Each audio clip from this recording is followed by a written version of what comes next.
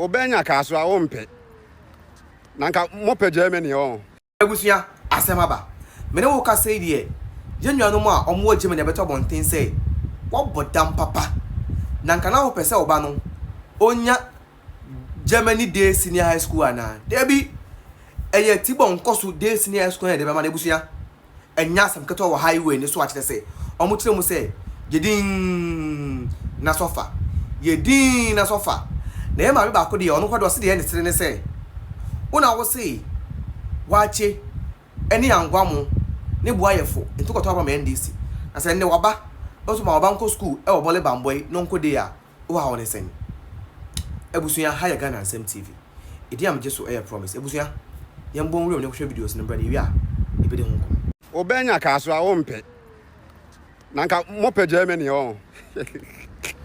Ope Germany. Na prete kitikwa nim ne bo 50 million 100 million mutu an musu. Enfie dodo seni na teachers fo dia musikaje. Enfie dodo seni enkrofo omo makusku awie bia kwa omo dia mu faso nyina awie na ne eka aba wo dojeka. Mimi na mewetua. Me na mewetua.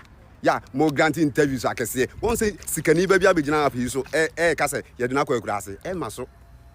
Se say no ya nya aban papa o ye niema o chichire niema do so de aso aye.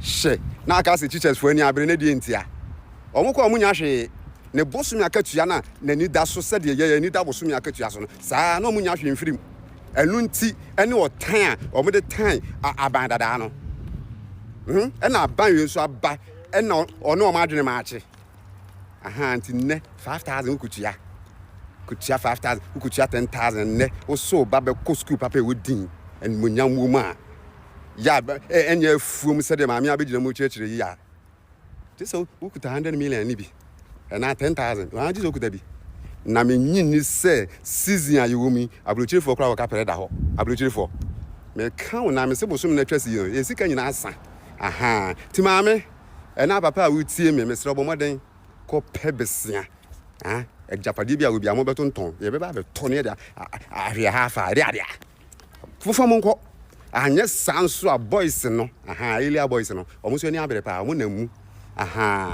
omonso ebe mo achede fefefe de obetime atu akora kokora ye wro hye na wa wode nam fi sheki ho banyem mankasa sana na ado penso de na emu da ho ba we die sika ni modu na ntimi nkona so betena fi na next year o maami abo sika no a next year ne nso no na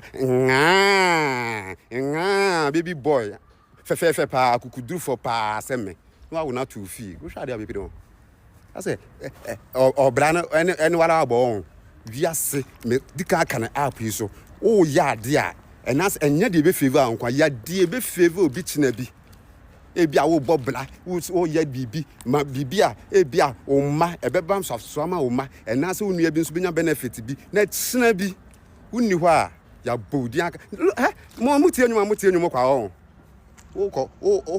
oko pe body akoda free wo ka fa akete free fi na akoda free na wo ya kufu ado me se wo do otare ne wo twa kura wie na wo wura entrance no awura school mo no kura no security no monyemo wo hwa da mbepini wan sane dwa kese am be say di akokọ 9 akokọ nsane akokọ ehwene na akokọ ti ya mo de be hyeto eno mai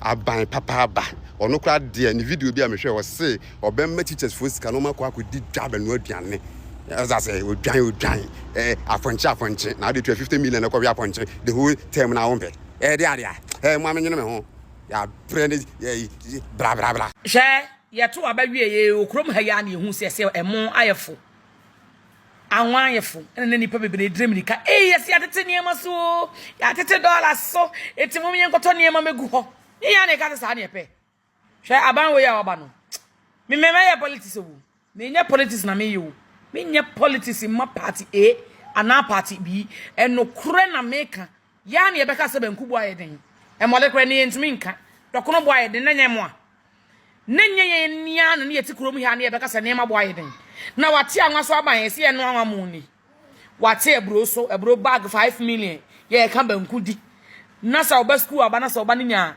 ho ya o se de e kwan na wa fa ba ne kokoto ho hoi wonko school no enkwate sen school no ho hoi say school tetale aban ba che fa bi ko tetale day oti kumasana tetale day foka ne ko na abekọ ne yempon school placement NDC edi asembe ba na unim de me sir kra ne se me hwe video bi na guy ne say se wonimu a pebusa no kan asem nkyerɛw isan se ono no a teacher ni from 2013 eba na the other student ni sibere wo school no bro ese woni ensa o ka kire o se the other student no esi ebre wo school mu honom no menua ese woni o ensa o ka kire na o mu say sambre no student ni bi hu timi kire omo a ma de say omkodo by day o ansa na busuya omaba aiden aba besuya de. Now let me share you a life story me and Kasame there. So in 2010 my name papa free Western region Takrade with me ene me nyodi mechi ba me no ene me nyodi mechi so ni Ghana biom eti that time no ne step mother net say water crade ena papa edwuma be say no ene papa de ye call ne krom e wa hafo. That is 2010 September. So after ne free be hafo anwem yes onom ne yedin ye call ye so ye call hafo anwem no when am go start GHS 1. So we call GHS 1 to GHS 3 yo hafo anwem DA GHS. Later on, we changing to LA. All the same school now. So it did in 2013. The draw basic education certificate examination. Now I'm grade 16. It's my first choice. That is Shidiem Senior High School.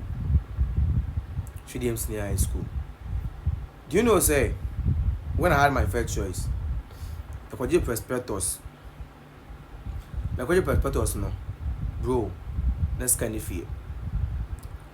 So it wasn't easy. Never say, Papa, I called Jabosia, Ewo, Coco Crashia, or your honor.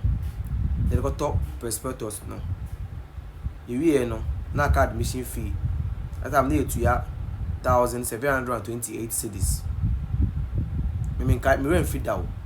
1,728 cedis. 2013 that's when I'm making you feed them senior high. Now, bro, if you are BBI, no, na just a boga I am mere. So we go school provisions. The Bekonami Timi anti Binchain, Anna or your trova. Don't have one with the provisions and other staffs. And I'll tell you when we were in school, things weren't easy. Because sometimes never be some school be free fee. Not scanny fee. I will say free school moko do by day. Mobi. Home in sa. And then in sa way. Wrong. On sa kati. On sa nature. On. But me use on one. So on say on say a hano. On say a so cocoa the cobia foam I got tin the cocoa man. I mean tibida. This kind of netting. Kind of netting. It's me mean tibida. And I heading charming sir. So the charming sir. It wasn't easy. There is this guy in our class during Wasi time. Could you believe because of 250 cedis? Guy no NTP am chiro wasi 250 cedis. Cause no niam hye say ba be pam no. Ewo e kan say center actual exams no. And until I move in free education ba ya nnua no mo benya so mfaso no. Ye be year campaign gidigidi me NPP nya bibia wo. You know what we went through. And that time it was under John Dramani Mahama. That's the reason sometimes so because on the static self education they I am showing like at the verse. I tell you. At the verse. So if we are talking about free education, we are just passionate because the stress and pains we went through, no. Say we are not enough education one can go those true pains, no. Can go through those pains, no. That's what I've been saying from the onset. What did I say? So I don't blame you guys. But the honest truth is, if not for another dark Kufuado, my cousins, any minimum do or no more. They wouldn't have been able to complete even senior high school. So there was some Benyakonya they took on on it. That's the truth. That's the truth. So if today some of them they are enjoying Bibi yes. But John Dramani Mahama, the biggest mistake you did was the day I could in a ballot box or about John Dramani Mahama. As will be our benefited from free senior high school and in the essential training allowances. Don't ever make that mistake again.